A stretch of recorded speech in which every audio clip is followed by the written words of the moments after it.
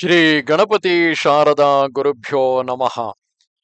ಸರ್ವಮಂಗಳ ಮಾಂಗಲ್ಯೆ ಶಿವೆ ಸರ್ವಾರ್ಥ ಸಾಧಿಕೆ ಶರಣ್ಯೆ ತ್ರ್ಯಂಬಕೆ ಗೌರಿ ನಾರಾಯಣೆ ನಮೋಸ್ತುತೆ. ಶ್ರೋತೃಗಳಿಗೆ ಶ್ರೀಮದ್ ದೇವಿ ಭಾಗವತದಲ್ಲಿ ಕಾರಾಗೃಹದಲ್ಲಿ ಭಗವಾನ್ ಶ್ರೀಕೃಷ್ಣನ ಅವತಾರ, ವಸುದೇವನು ಶ್ರೀಕೃಷ್ಣನನ್ನು ನಂದ ಭವನಕ್ಕೆ ಕೊಂಡು ಹೋಗುವುದು, ಯೋಗ ಮಾಯೆಯಿಂದ ಕಂಸನಿಗೆ ಎಚ್ಚರಿಕೆ, ನವಜಾತ ಬಾಲಕರನ್ನು ಕೊಲ್ಲಲು ಕಂಸನು ರಾಕ್ಷಸರಿಗೆ ಆದೇಶಿಸಿದ್ದು, ಶ್ರೀ ಕೃಷ್ಣಾವತಾರದ ಸಂಕ್ಷಿಪ್ತ ಚರಿತ್ರೆ, ನಂದೋತ್ಸವದಿಂದ ಹಿಡಿದು ಪ್ರದ್ಯುಮ್ನನ ಜನ್ಮದವರೆಗಿನ ಕಥಾಭಾಗಕ್ಕೆ ಸ್ವಾಗತ. ವ್ಯಾಸರು ಹೇಳುತ್ತಾರೆ, ನಾರದರ ಆದೇಶಕ್ಕನುಸಾರ ಉಗ್ರಸೇನ ಪುತ್ರ ಕಂಸನು ದೇವಕಿಯ 6 ಮಕ್ಕಳನ್ನು ಕೊಂದು ಹಾಕಿ 7ನೆಯ ಗರ್ಭವು ಬಿತ್ತು ಹೋದಾಗ 8ನೆಯ ಗರ್ಭದ ರಕ್ಷಣೆಗಾಗಿ ಅತ್ಯಂತ ಎಚ್ಚರಿಕೆಯಿಂದ ಅವನು ಪ್ರಯತ್ನಿಸತೊಡಗಿದನು. ಇದೇ ಗರ್ಭದಿಂದ ಉತ್ಪನ್ನವಾಗುವ ಬಾಲಕನೇ ನನಗೆ ಕಾಲನಾಗಿರುವನು ಎಂಬ ಚಿಂತೆಯು ಅವನ ಮನಸ್ಸಿನಿಂದ ಕ್ಷಣ ಕಾಲವಾದರೂ ದೂರವಾಗುತ್ತಿರಲಿಲ್ಲ. ಉಚಿತ ಸಮಯ ಬಂದಾಗ ಭಗವಾನ್ ಶ್ರೀಹರಿಯು ವಸುದೇವನ ಒಳಗೆ ಪ್ರವಿಷ್ಟನಾಗಿ ಲೀಲೆಯಿಂದ ದೇವಕಿಯ ಗರ್ಭದಲ್ಲಿ ವಿರಾಜಿಸಿದನು. ಅದೇ ಸಮಯದಲ್ಲಿ ಯೋಗಮಾಯೆಯು ದೇವತೆಗಳ ಕಾರ್ಯವನ್ನು ಸಾಧಿಸಲಿಕ್ಕಾಗಿ ಸ್ವೇಚ್ಛೆಯಿಂದ ಯಶೋದೆಯ ಗರ್ಭವನ್ನು ಪ್ರವೇಶಿಸಿದಳು. ಗೋಕುಲದಲ್ಲಿದ್ದ ರೋಹಿಣಿಯ ಗರ್ಭದಿಂದ ಬಲರಾಮನು ಈಗಾಗಲೇ ಪ್ರಕಟನಾಗಿ ಬಿಟ್ಟಿದ್ದನು. ಕಾರಣ, ಕಂಸನ ಭಯದಿಂದ ಉದ್ವಿಗ್ನಳಾಗಿ ವಸುದೇವನ ಪತ್ನಿ ರೋಹಿಣಿಯು ಆಗ ಗೋಕುಲದಲ್ಲಿ ಕಾಲವನ್ನು ಕಳೆಯುತ್ತಿದ್ದಳು. ಅನಂತರ ದೇವವಂದಿತೆಯಾದ ದೇವಕಿಯನ್ನು ಕಾರಾಗೃಹದಲ್ಲಿ ಬಂಧಿಸಿಟ್ಟನು. ಆಕೆಯನ್ನು ಕಾಯಲು ಅನೇಕ ಕಾವಲುಗಾರರನ್ನು ನೇಮಿಸಿದನು. ತನ್ನ ಧರ್ಮಪತ್ನಿಯ ಮೇಲೆ ವಸುದೇವನಿಗೆ ಅನುಪಮ ಪ್ರೇಮವಿತ್ತು. ಪ್ರೇಮ ಸೂತ್ರದಲ್ಲಿ ಬಂಧಿತನಾದ ಅವನು ಪತ್ನಿಯೊಂದಿಗೆ ಕಾರಾಗೃಹಕ್ಕೆ ಹೋದನು. ಪ್ರತಿ ಕ್ಷಣವೂ ಪುತ್ರ ಜನ್ಮದ ಚಿಂತೆ ಅವನ ಮನಸ್ಸಿನಲ್ಲಿ ಚುಚ್ಚುತ್ತಿತ್ತು. ದೇವತೆಗಳ ಕಾರ್ಯವನ್ನು ನೆರವೇರಿಸಲಿಕ್ಕಾಗಿ ಭಗವಾನ್ ವಿಷ್ಣುವು ದೇವಕಿಯ ಗರ್ಭದಲ್ಲಿ ಇದ್ದಾಗ ಸಮಸ್ತ ದೇವತೆಗಳು ಬಂದು ಅವನನ್ನು ಸ್ತುತಿಸಿದರು. ಕ್ರಮವಾಗಿ ಗರ್ಭದ ಅವಧಿ ಪೂರ್ಣಗೊಂಡಿತು. 10ನೆಯ ತಿಂಗಳು ಶುಭ ಶ್ರಾವಣ ಬಂತು. ಶ್ರಾವಣ ಕೃಷ್ಣ ಅಷ್ಟಮಿಯಂದು ರೋಹಿಣಿ ನಕ್ಷತ್ರವಿತ್ತು. ಆಗ ಕಂಸನ ಮನಸ್ಸು ಅತ್ಯಂತ ಗಾಬರಿಗೊಂಡಿತು. ಸಮಸ್ತ ದಾನವರಲ್ಲಿ ಹೇಳಿದನು, ನೀವೆಲ್ಲರೂ ಪೂರ್ಣ ತತ್ಪರತೆಯಿಂದ ದೇವಕಿಯನ್ನು ಕಾಯಬೇಕು. ಏಕೆಂದರೆ ಆಕೆಯ 8ನೆಯ ಗರ್ಭದಿಂದ ನನ್ನ ಶತ್ರು ಹುಟ್ಟಲಿರುವನು. ಆ ಬಾಲಕನೇ ನನಗೆ ಕಾಲನಾಗಿದ್ದಾನೆ. ಆದ್ದರಿಂದ ಚೆನ್ನಾಗಿ ಪ್ರಯತ್ನ ಮಾಡಿ ಕಾವಲಿನಲ್ಲಿ ಎಚ್ಚರವಾಗಿರುವುದು ಪರಮಾವಶ್ಯಕವಾಗಿದೆ. ದೈತ್ಯರಿರ, ಈ ಬಾಲಕನನ್ನು ವಧಿಸಿದ ಬಳಿಕವೇ ನಾನು ಸುಖವಾಗಿ ಮಲಗಬಲ್ಲೆನು. ಎಲ್ಲ ವೀರ ದಾನವರು ಖಡ್ಗ, ಭಲ್ಲೆ, ಧನುರ್ಬಾಣಗಳನ್ನು ಹಿಡಿದು ಸಜ್ಜಾಗಿರಬೇಕು. ಯಾವಾಗಲೂ ನಿದ್ದೆ, ಆಲಸ್ಯಗಳು ಬರಲು ಬಿಡಬಾರದು. ಎಲ್ಲ ಕಡೆಗಳಲ್ಲಿ ಕಣ್ಣಿಡಬೇಕು. ವ್ಯಾಸರು ಹೇಳುತ್ತಾರೆ, ಈ ಪ್ರಕಾರ ದಾನವರಿಗೆ ಅಪ್ಪಣೆ ಮಾಡಿ ಕೂಡಲೇ ಕಂಸನು ತನ್ನ ಭವನಕ್ಕೆ ಹೋದನು. ಅವನ ಶರೀರ ದುರ್ಬಲವಾಗಿತ್ತು. ಭಯದಿಂದ ಅವನ ಗಾಬರಿಗೆ ಎಲ್ಲೆಯೇ ಇರಲಿಲ್ಲ. ಭವನದಲ್ಲಿಯೂ ಅವನಿಗೆ ಶಾಂತಿ ಇರಲಿಲ್ಲ. ಇತ್ತ ಅರ್ಧರಾತ್ರಿಯ ಸಮಯವಾಯಿತು. ದೇವಕಿಯು ವಸುದೇವನಲ್ಲಿ ಹೇಳಿದಳು, ಮಹಾರಾಜರೇ, ನನ್ನ ಪ್ರಸವ ಸಮಯ ಬಂದಿದೆ. ಈ ಸಂದರ್ಭದಲ್ಲಿ ನಾನು ಏನು ಮಾಡಬೇಕು? ಇಲ್ಲಿ ಅನೇಕ ಭಯಂಕರ ರಾಕ್ಷಸರಿದ್ದಾರೆ. ಹಿಂದೊಮ್ಮೆ ನಂದರಾಣಿಯು ನನಗೆ ಹೇಳಿದ್ದಳು, ಮಾನಿನಿ, ನೀನು ನಿನ್ನ ಪುತ್ರನನ್ನು ನನ್ನ ಮನೆಗೆ ಕಳಿಸು. ನಾನು ಚೆನ್ನಾಗಿ ಅವನನ್ನು ಸಾಕಿ ಸಲಹುವೆನೆಂದು ನಿಶ್ಚಯವಾಗಿ ತಿಳಿ. ಇವನು ನಿನ್ನ ಮಗನಲ್ಲ ಎಂದು ಕಂಸನಿಗೆ ವಿಶ್ವಾಸ ಉಂಟಾಗುವುದು. ಅದಕ್ಕಾಗಿ ಹೀಗೆ ಪ್ರಯತ್ನಿಸಬೇಕು. ಮತ್ತೆ ನಿನ್ನ ಪುತ್ರನನ್ನು ನಿನಗೆ ಹಿಂದಕ್ಕೆ ಕೊಡುವೆನು. ಆದರೆ ಸ್ವಾಮಿ, ಇಂದು ವಿಷಮ ಪರಿಸ್ಥಿತಿ ಮುಂದೆ ಬಂದಿದೆ. ಈಗ ಏನು ಮಾಡುವುದು ಉಚಿತವಾಗಬಹುದು? ಶೂರನಂದನರೇ, ನೀವು ಸಂತಾನವನ್ನು ಅದಲು ಬದಲು ಮಾಡಲು ಹೇಗೆ ಸಫಲರಾಗುವಿರಿ? ಸ್ವಾಮಿ, ಈಗ ನೀವು ನನ್ನ ಹತ್ತಿರ ಬರಬೇಡಿರಿ. ಏಕೆಂದರೆ ನಾಚಿಕೆಯಿಂದ ಸಂಕೋಚವಾಗುತ್ತಿದೆ. ಮುಖ ತಿರುವಿ ಮಾತನಾಡಿರಿ. ಇದಲ್ಲದೆ ಬೇರೆ ಏನು ತಾನೇ ನಾನು ಮಾಡಬಲ್ಲೆನು? ದೇವತುಲ್ಯ ವಸುದೇವನಲ್ಲಿ ಹೀಗೆ ಹೇಳಿದ ಬಳಿಕ ಸರಿಯಾಗಿ ಅರ್ಧರಾತ್ರಿಯ ಸಮಯದಲ್ಲಿ ದೇವಕಿಯಲ್ಲಿ ಪರಮಾದ್ಭುತ ಬಾಲಕನೊಬ್ಬನು ಪ್ರಕಟನಾದನು. ಆ ಸುಂದರ ಪುತ್ರನನ್ನು ನೋಡಿ ದೇವಕಿಯ ಆಶ್ಚರ್ಯಕ್ಕೆ ಎಲ್ಲೆಯೇ ಇರಲಿಲ್ಲ. ಹರ್ಷದಿಂದಾಗಿ ಆಕೆಯ ಶರೀರ ಪುಳಕಗೊಂಡಿತು. ಮತ್ತೆ ಆ ಮಹಾನುಭಾವಳಾದ ದೇವಕಿಯು ತನ್ನ ಸ್ವಾಮಿಯಲ್ಲಿ ಹೇಳಿದಳು, ಕಾಂತನೆ, ಪುತ್ರನ ಮುಖವನ್ನು ನೋಡಿರಿ. ಸ್ವಾಮಿ, ನಿಮ್ಮ ಈ ಪುತ್ರನು ಬಹಳ ದುರ್ಲಭನಾಗಿರುವನು. ಏಕೆಂದರೆ ಹಿಂದೆ ನನ್ನ ಕಾಲರೂಪಿ ಅಣ್ಣ ಕಂಸನು ಇವನನ್ನು ಕೊಂದು ಹಾಕುವನು. ದೇವಕಿಯ ವಚನವನ್ನು ಅನುಮೋದಿಸಿದ ವಸುದೇವನು ಆ ಬಾಲಕನನ್ನು ಕೈಗೆ ಎತ್ತಿಕೊಂಡನು. ಅದ್ಭುತ ಕರ್ಮಶಾಲಿ ಆ ಪುತ್ರನ ಮುಖವನ್ನು ಅವಲೋಕಿಸಿದನು. ಆ ಮನೋಹರ ಬಾಲಕನ ಮುಖವನ್ನು ನೋಡಿದ ಬಳಿಕ ಅವನ ಮನಸ್ಸು ಚಿಂತೆಯ ಸಮುದ್ರದಲ್ಲಿ ಮುಳುಗಿತು. ಏನು ಮಾಡಲಿ ಎಂದು ಯೋಚಿಸಿದನು. ಈ ಮಗುವಿಗಾಗಿ ನಾನು ಯಾವ ದುಃಖವನ್ನು ಎದುರಿಸಬೇಕೋ ತಿಳಿಯದು. ಹೀಗೆ ಅವನು ವ್ಯಾಕುಲನಾಗಿ ಯೋಚಿಸುತ್ತಿರುವಾಗ ಆಕಾಶವಾಣಿಯೊಂದು ನುಡಿಯಿತು. ವಸುದೇವನೇ, ನೀನು ಈ ಬಾಲಕನನ್ನು ಎತ್ತಿಕೊಂಡು ಈಗಲೇ ಗೋಕುಲಕ್ಕೆ ಹೊರಡು. ಸಮಸ್ತ ರಾಕ್ಷಸರನ್ನು ನಿದ್ದೆಯಿಂದ ನಿಶ್ಚೇಷ್ಟಿತಗೊಳಿಸಲಾಗಿದೆ. 8 ಬಾಗಿಲುಗಳು ತೆರೆದುಕೊಂಡಿವೆ. ನೀನು ಈ ಬಾಲಕನನ್ನು ಕೂಡಲೇ ನಂದನ ಭವನದಲ್ಲಿರಿಸಿ ಅಲ್ಲಿಂದ ಯೋಗಮಾಯೆಯನ್ನು ಎತ್ತಿಕೊಂಡು ಬಾ. ಈ ಪ್ರಕಾರದ ಆಕಾಶವಾಣಿಯನ್ನು ಕೇಳಿ ವಸುದೇವನು ಹೊರಗೆ ಹೋಗಿ ನೋಡಿದನು. ಎಲ್ಲ ಬಾಗಿಲುಗಳು ತೆರೆದುಕೊಂಡಿವೆ. ಆಗ ಅವನು ತತ್ಕ್ಷಣ ಬಾಲಕನನ್ನು ಎತ್ತಿಕೊಂಡು ಹೊರಟನು. ದ್ವಾರಪಾಲಕರು ಅವನನ್ನು ನೋಡಲೇ ಇಲ್ಲ. ಯಮುನಾ ನದಿಯ ನೀರು ಸೊಂಟದವರೆಗೆ ತಗ್ಗಿ ಹೋಯಿತು.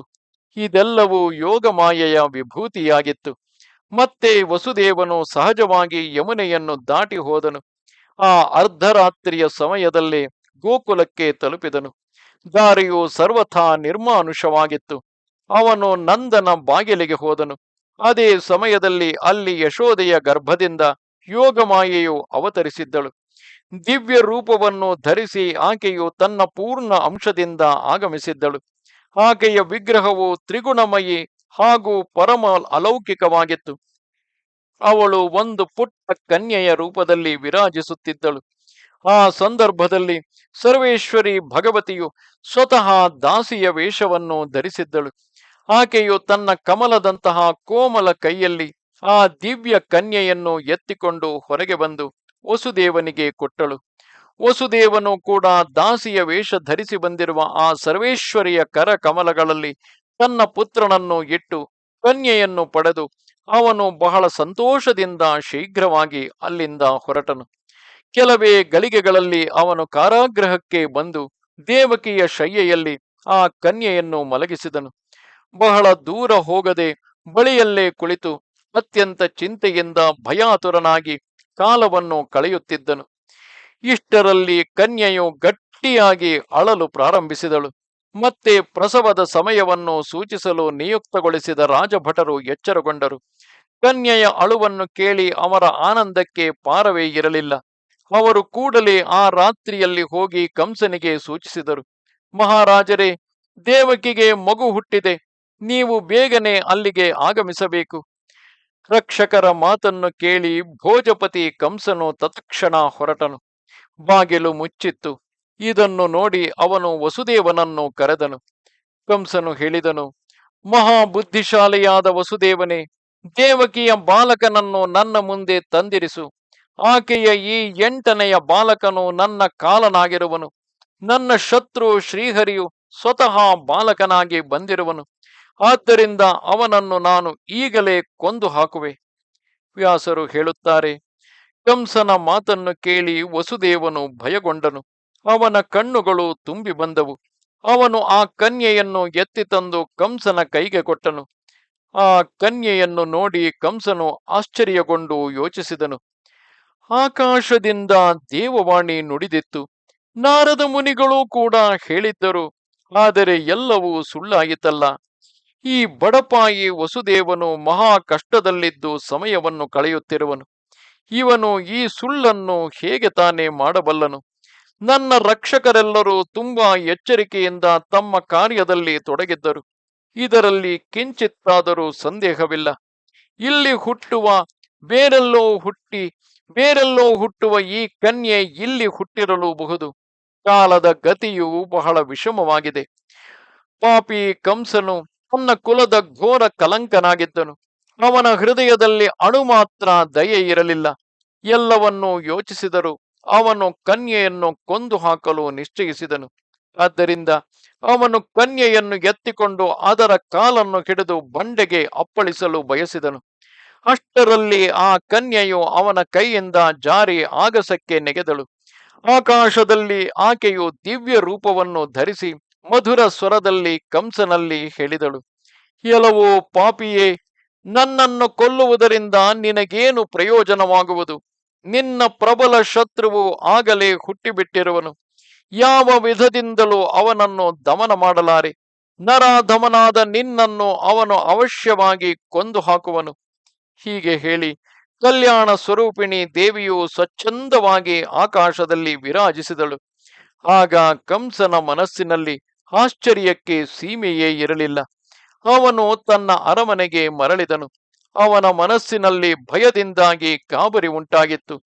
ಬಕಾಸುರ, ಧೇನುಕಾಸುರ, ವತ್ಸಾಸುರ ಮೊದಲಾದ ಸಮಸ್ತ ದಾನವರನ್ನು ಕರೆಸಿ ಅವರಲ್ಲಿ ಹೇಳಿದನು, ದಾನವರಿರ, ನೀವೆಲ್ಲರೂ ನನ್ನ ಕಾರ್ಯವನ್ನು ನೆರವೇರಿಸಲು ಹೋಗಿರಿ. ಎಲ್ಲೇ ಆದರೂ ಮಗು ಹುಟ್ಟಿದಾಕ್ಷಣ ಅದನ್ನು ಕೊಂದು ಹಾಕುವುದು. ಬಾಲಕರನ್ನು ಕೊಲ್ಲುವ ಪೂತನೆಯು ಈಗಲೇ ನಂದಗೋಕುಲಕ್ಕೆ ಹೋಗಲಿ.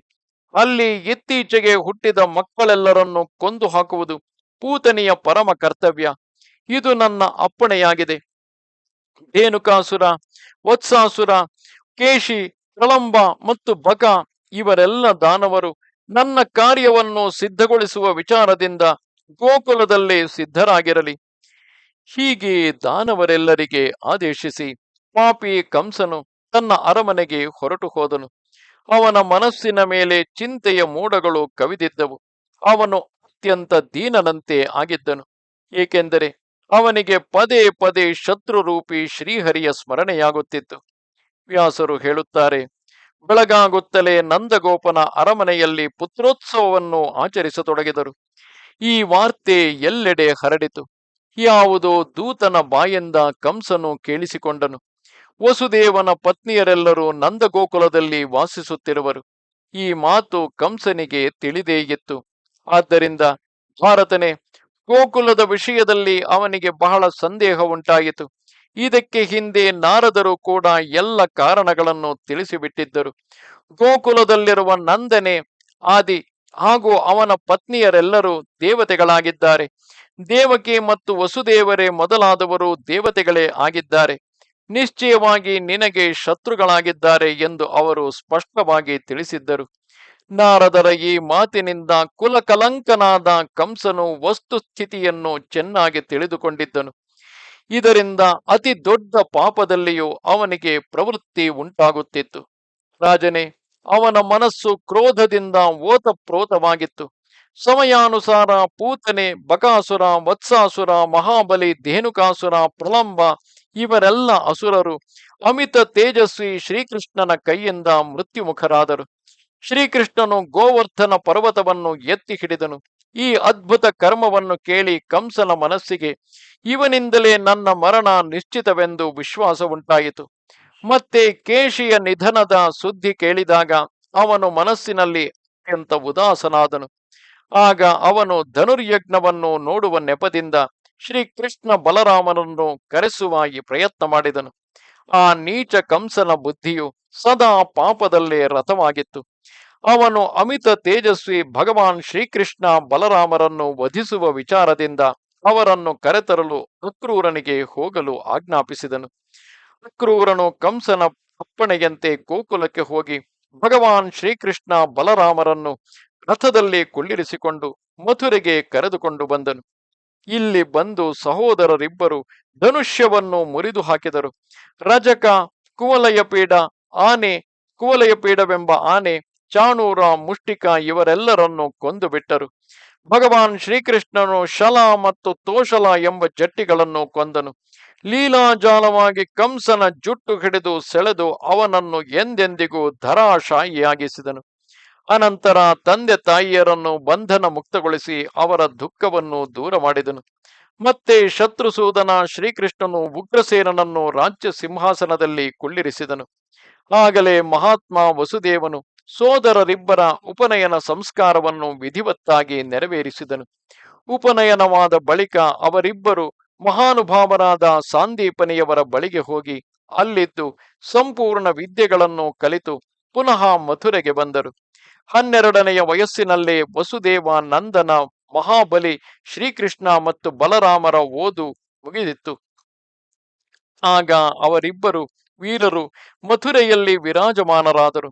ಅತ್ತ ಮಗಧರ್ ದೊರೆ ಜರಾಸಂಧನು ತನ್ನ ಅಳಿಯ ಕಂಸನ ಮೃತ್ಯುವಿನಿಂದ ಮಹಾ ದುಃಖಿಯಾಗಿ ಸೈನ್ಯವನ್ನು ಕೂಡಿಕೊಂಡು ಮಥುರೆಯ ಮೇಲೆ ದಂಡೆತ್ತಿ ಬಂದನು. ಅವನು 17 ಬಾರಿ ಆಕ್ರಮಣ ಮಾಡಿದನು. ಪ್ರತಿ ಸಲವೂ ಮಥುರಾವಾಸಿ ಬುದ್ಧಿವಂತ ಶ್ರೀಕೃಷ್ಣನು ಯುದ್ಧ ಭೂಮಿಗೆ ಬಂದು ಅವನ ಸೈನ್ಯವನ್ನು ಸೋಲಿಸುತ್ತಿದ್ದನು.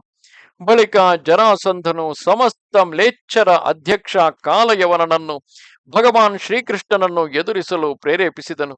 ಆ ರಾಕ್ಷಸನು ಯಾದವರಿಗಾಗಿ ಮಹಾಭಯಂಕರನಾಗಿದ್ದನು. ಕಾಲಯವನನು ಬರುತ್ತಿದ್ದಾನೆ ಎಂದು ಕೇಳಿ ಮಧುಸೂದನ ಭಗವಾನ್ ಶ್ರೀಕೃಷ್ಣನು ಸಮಸ್ತ ಯಾದವರನ್ನು ಹಾಗೂ ಬಲರಾಮರನ್ನು ಕರೆಸಿ ಹೇಳಿದನು, ಮಹಾನುಭಾವರೇ, ಮಹಾಬಲಿ ಜರಾಸಂಧನಿಂದ ನಮಗೆ ಇಲ್ಲಿ ಯಾವಾಗಲೂ ಭಯವಿದ್ದೇ ಇದೆ. ಅವನು ಕಳಿಸಿಯೇ ಕಾಲಯವನನು ಬರುತ್ತಿದ್ದಾನೆ. ಇಂತಹ ಪರಿಸ್ಥಿತಿಯಲ್ಲಿ ನಾವು ಏನು ಮಾಡಬೇಕು? ಧನ, ಮನೆ, ಸೈನ್ಯ ಎಲ್ಲವನ್ನು ಬಿಟ್ಟಾದರೂ ಪ್ರಾಣ ರಕ್ಷಣೆಯ ವ್ಯವಸ್ಥೆ ಮಾಡಿಕೊಳ್ಳುವುದು ಪರಮಾವಶ್ಯಕವಾಗಿದೆ. ಎಲ್ಲಿ ಸುಖವಾಗಿ ನೆಲೆಸಲು ಯೋಗ್ಯವೋ ಅದನ್ನು ಪೈತೃಕ ಭೂಮಿ ಎಂದು ತಿಳಿಯಬೇಕು. ತನ್ನ ಉತ್ತಮ ಕುಲವು ಇರಲು ಯೋಗ್ಯ ಸ್ಥಾನದಲ್ಲಿಯೂ ಅಶಾಂತಿಯೇ ಇದ್ದರೆ ಅದರಿಂದ ಏನು ಲಾಭ? ಆದ್ದರಿಂದ ಸುಖದ ಅಭಿಲಾಷೆಯುಳ್ಳ ಪುರುಷನು ಇಂತಹ ಸ್ಥಿತಿಯಲ್ಲಿ ಸಮುದ್ರ ಅಥವಾ ಪರ್ವತದ ಬಳಿ ವಾಸಿಸಲು ವ್ಯವಸ್ಥೆ ಮಾಡಿಕೊಳ್ಳಬೇಕು. ಏಕೆಂದರೆ ಶತ್ರುವಿನ ಭಯವು ಇಲ್ಲದೆಡೆಯೇ ವಾಸಿಸುವುದು ಉಚಿತವೆಂದು ಪಂಡಿತರು ತಿಳಿಯುವರು. ಭಗವಾನ್ ವಿಷ್ಣುವು ಸಮುದ್ರದಲ್ಲಿ ಶೇಷನ ಮೇಲೆ ಸುಖವಾಗಿ ಮಲಗಿರುತ್ತಾನೆ. ಇದೇ ರೀತಿ ಭಗವಾನ್ ಶಂಕರನು ಕೈಲಾಸ ಪರ್ವತದಲ್ಲಿರುವನು. ಆದ್ದರಿಂದ ಶತ್ರುಗಳಿಂದ ಸಂತಾಪವನ್ನು ಸಹಿಸುತ್ತಾ ನಾವು ಇಲ್ಲಿ ಇರುವುದು ಉಚಿತವಲ್ಲ. ನಾವೆಲ್ಲರೂ ಸೇರಿ ದ್ವಾರಕೆಗೆ ಹೋಗುವ ವ್ಯವಸ್ಥೆ ಮಾಡಿಕೊಳ್ಳುವ. ಈ ಸಮಯದಲ್ಲಿ ದ್ವಾರಕಾಪುರಿಯು ಬಹಳ ಉತ್ತಮ ಸ್ಥಾನವಾಗಿದೆ. ಮನಸ್ಸನ್ನು ಮುಗ್ಧಗೊಳಿಸುವ ಆ ಪುರಿಯು ಸಮುದ್ರದ ತೀರದಲ್ಲಿದೆ ಎಂದು ನನ್ನಲ್ಲಿ ಗರುಡನು ಹೇಳಿದ್ದನು. ಅದರ ಬಳಿಯೇ ರೈವತಾಚಲವು ಶೋಭಿಸುತ್ತಿದೆ. ವ್ಯಾಸರು ಹೇಳುತ್ತಾರೆ, ಭಗವಾನ್ ಶ್ರೀಕೃಷ್ಣನ ಈ ಸತ್ಯ ಮತ್ತು ಯುಕ್ತಿಯುಕ್ತವ ಮಾತನ್ನು ಕೇಳಿ ಸಮಸ್ತ ಶ್ರೇಷ್ಠ ಯಾದವರು ತಮ್ಮ ಬಂಧು ಬಾಂಧವರೊಂದಿಗೆ ವಾಹನಗಳಲ್ಲಿ ಹೋಗಲು ನಿಶ್ಚಯಿಸಿದರು. ಭಗವಾನ್ ಶ್ರೀಕೃಷ್ಣ ಮತ್ತು ಬಲರಾಮರನ್ನು ಮುಂದಿರಿಸಿಕೊಂಡು ಎಲ್ಲರೂ ಪರಿವಾರ ಸಹಿತ ಮಥುರಾಪುರಿಯಿಂದ ಹೊರಟರು. ಮುಖ್ಯ ಯಾದವರೆಲ್ಲರೂ ಪ್ರಜಾವರ್ಗವನ್ನು ಮುಂದೆ ಕಳಿಸಿ ಹಿಂದಿನಿಂದ ಸ್ವತಃ ನಡೆಯುವ ವ್ಯವಸ್ಥೆ ಮಾಡಿದರು. ಕೆಲವೇ ದಿನಗಳಲ್ಲಿ ಅವರು ದ್ವಾರಕೆಗೆ ತಲುಪಿದರು. ಭಗವಾನ್ ಶ್ರೀಕೃಷ್ಣನು ಶಿಲ್ಪಿಗಳಿಂದ ಅಲ್ಲಿಯ ಭವನಗಳನ್ನು ಸರಿಪಡಿಸಿದನು. ಅವನ ವ್ಯವಸ್ಥೆಯಿಂದ ಯಾದವರು ಅಲ್ಲಿ ನೆಲೆಸಿದರು. ಅನಂತರ ಭಗವಾನ್ ಶ್ರೀಕೃಷ್ಣ ಮತ್ತು ಬಲರಾಮರು ಶೀಘ್ರವಾಗಿ ಮಥುರೆಗೆ ಮರಳಿದರು. ಆಗ ಆ ಪುರಿಯು ನಿರ್ಜನವಾಗಿತ್ತು. ಅವರಿಬ್ಬರು ಅದರ ಶೋಭೆಯನ್ನು ಬೆಳೆಸತೊಡಗಿದರು. ಅಷ್ಟರಲ್ಲಿ ಯವನರ ಅಧ್ಯಕ್ಷ ಪರಾಕ್ರಮಿ ಕಾಲಯವನನು ಅಲ್ಲಿಗೆ ಬಂದು ತಲುಪಿದನು. ಕಾಲಯವನನು ಬಂದನೆಂದು ತಿಳಿದು ಭಗವಾನ್ ಶ್ರೀಕೃಷ್ಣನು ಮಥುರೆಯಿಂದ ಹೊರಬಿದ್ದು ಕಾಲಯವನನ್ನು ನೋಡುತ್ತಿರುವಂತೆಯೇ ಓಡತೊಡಗಿದನು. ಆಗ ಶ್ರೀಮಾನ್ ಕೃಷ್ಣ ಚಂದ್ರನ ಶರೀರದ ಮೇಲೆ ಪೀತಾಂಬರವು ಶೋಭಿಸುತ್ತಿತ್ತು. ಮುಖದಲ್ಲಿ ಮುಗುಳ್ನಗೆಯಿದ್ದು ಕಮಲದಂತಹ ನೇತ್ರಗಳು ಶೋಭಿಸುತ್ತಿದ್ದವು. ಅವನು ತನ್ನ ಮುಂದೆಯೇ ಓಡುತ್ತಿರುವನೆಂದು ನೋಡಿ ದುರಾಚಾರಿ ಕಾಲಯವನನು ತನ್ನ ಪರಿಚಯವನ್ನು ಹೇಳುತ್ತಾ ಅವನ ಹಿಂದೆಯೇ ಓಡತೊಡಗಿದನು. ಆಗ ಭಗವಾನ್ ಶ್ರೀಕೃಷ್ಣ ಮತ್ತು ಕಾಲಯವನ ಇವರು ಮಹಾಪ್ರತಾಪಿ ರಾಜರ್ಷಿ ಮುಚುಕುಂದನು ಮಲಗಿದ್ದಲ್ಲಿಗೆ ತಲುಪಿದರು. ರಾಜರ್ಷಿ ಮುಚುಕುಂದನನ್ನು ನೋಡಿ ಭಗವಂತನು ಅಲ್ಲೇ ಅಂತರ್ಧಾನನಾದನು. ಕಾಲಯವನನು ಹೋಗಿ ನೋಡಿದರೆ ಯಾರೋ ಮಲಗಿದ್ದಾರೆ.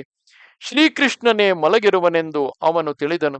ಆದ್ದರಿಂದ ಅವನು ರಾಜರ್ಷಿಯನ್ನು ಕಾಲಿನಿಂದ ಒದೆಯಲು ಪ್ರಾರಂಭಿಸಿದನು. ಆಗ ಮಹಾಬಲಿ ಮುಚುಕುಂದನ ನಿದ್ದೆಯು ತಿಳಿದೆದ್ದು ಕ್ರೋಧದಿಂದ ಅವನ ಕಣ್ಣುಗಳು ಕೆಂಪಾಗಿದ್ದವು. ಅವನ ದೃಷ್ಟಿಯು ಬೀಳುತ್ತಲೇ ಕಾಲಯವನನ್ನು ಸುಟ್ಟು ಬೂದಿಯಾದನು. ಕಾಲಯವನನು ಭಸ್ಮವಾದ ಬಳಿಕ ರಾಜರ್ಷಿ ಮುಚುಕುಂದನಿಗೆ ಕಮಲಲೋಚನ ಭಗವಾನ್ ಶ್ರೀಕೃಷ್ಣನ ದರ್ಶನ ಪ್ರಾಪ್ತವಾಯಿತು. ಅವನು ಭಗವಂತನ ಚರಣಗಳಲ್ಲಿ ತಲೆಬಾಗಿ ವನದ ಕಡೆಗೆ ಹೊರಟು ಹೋದನು. ಶ್ರೀ ಕೃಷ್ಣಚಂದ್ರನು ಬಲರಾಮನೊಂದಿಗೆ ದ್ವಾರಕೆಗೆ ಪ್ರಯಾಣ ಮಾಡಿದನು.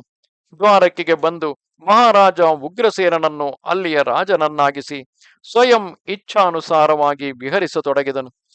ರುಕ್ಮಿಣಿಯ ಸ್ವಯಂವರವು ಏರ್ಪಟ್ಟಿತ್ತು. ಶಿಶುಪಾಲನೊಂದಿಗೆ ವಿವಾಹದ ಮಾತು ನಿಶ್ಚಿತವಾಗಿತ್ತು. ಆದರೆ ಭಗವಾನ್ ಶ್ರೀಕೃಷ್ಣನು ರುಕ್ಮಿಣಿಯನ್ನು ಹರಣ ಮಾಡಿ ತಂದನು ಹಾಗೂ ಆಕೆಯನ್ನು ವಿವಾಹ ಮಾಡಿಕೊಂಡನು. ಅನಂತರ ಅವನು ಜಾಂಬವತಿ, ಸತ್ಯಭಾಮೆ, ಮಿತ್ರವಿಂದ, ಕಾಲಿಂದಿ, ಲಕ್ಷ್ಮಣ, ಭದ್ರ ಹಾಗೂ ನಾಗ್ನಚಿತಿ ಮೊದಲಾದ ದಿವ್ಯ ದೇವಿಯರನ್ನು ಒಬ್ಬರಾದ ಮೇಲೆ ಒಬ್ಬರನ್ನು ತಂದು ಪಾಣಿಗ್ರಹಣ ಮಾಡಿಕೊಂಡನು. ರಾಜನೇ, ಹೀಗೆ ಅವನ 8 ಮಂದಿ ಪತ್ನಿಯರಾದರು.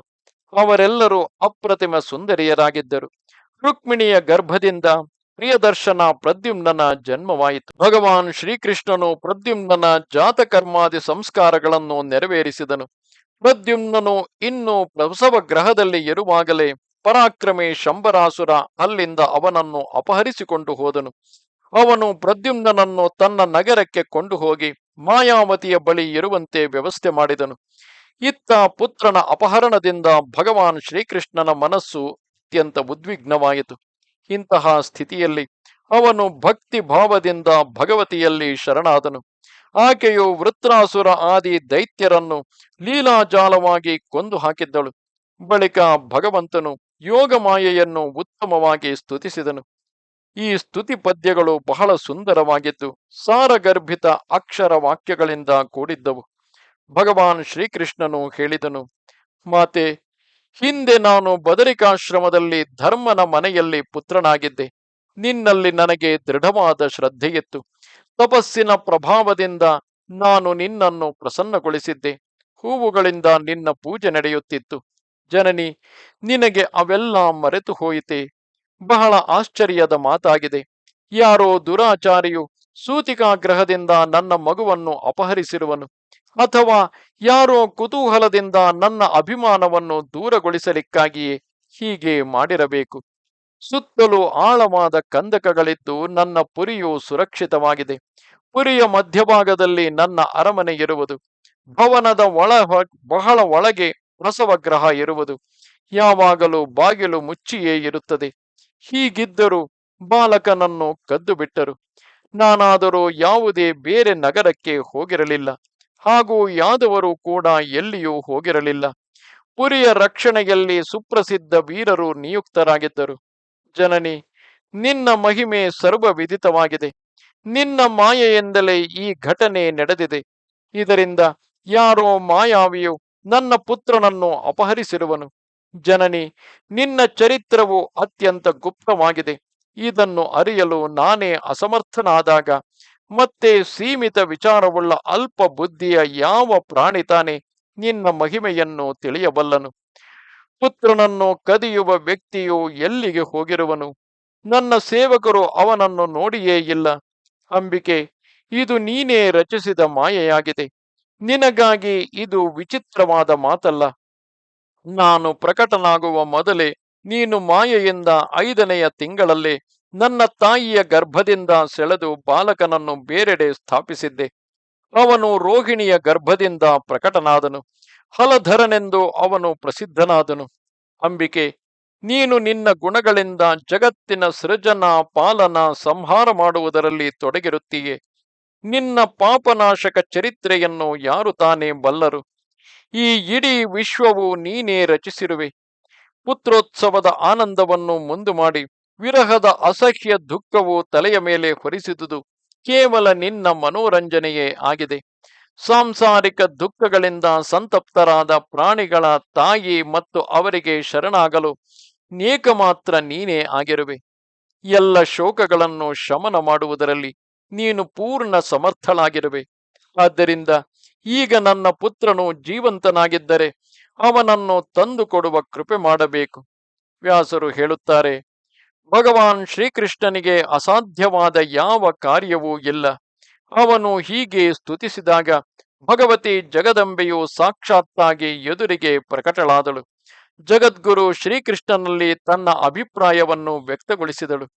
ಶ್ರೀದೇವಿಯು ಹೇಳಿದಳು, ದೇವೇಶ್ವರನೇ, ಶೋಕಿಸಬೇಡ. ಇದು ಹಿಂದಿನ ಜನ್ಮದ ಶಾಪವಾಗಿದೆ. ಅದು ಈ ರೂಪದಲ್ಲಿ ಮುಂದೆ ಬಂದಿದೆ.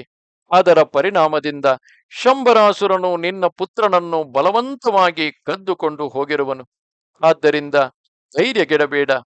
16 ವರ್ಷದವನಾದಾಗ ಆ ನಿನ್ನ ಪುತ್ರನು ಶಂಬರಾಸುರನನ್ನು ಕೊಂದು ಅವನಾಗಿಯೇ ಮನೆಗೆ ಬರುವನು. ಪ್ರಸನ್ನನಾದಾಗ ಯಾವ ಸ್ಥಿತಿಯಲ್ಲಿಯೂ ಸಂಶಯ ಪಡುವುದು ಅನುಚಿತವಾಗಿದೆ. ವ್ಯಾಸರು ಹೇಳುತ್ತಾರೆ, ಈ ಪ್ರಕಾರ ಹೇಳಿ ಪ್ರಚಂಡ ಪರಾಕ್ರಮ ಹೊಂದಿದ ಭಗವತಿ ಚಂಡಿಯು ಅಂತರ್ಧಾನಳಾದಳು. ನಮಸ್ತೆ ಶಾರದೆ ದೇವಿ ಕಾಶ್ಮೀರ ಪುರವಾಸಿನಿ. ತ್ವಾಮಹಂ ಪ್ರಾರ್ಥಯೇ ನಿತ್ಯಂ ವಿದ್ಯಾದಾನಂಚ ದೇಹಿಮೆ. ನಮಸ್ಕಾರ.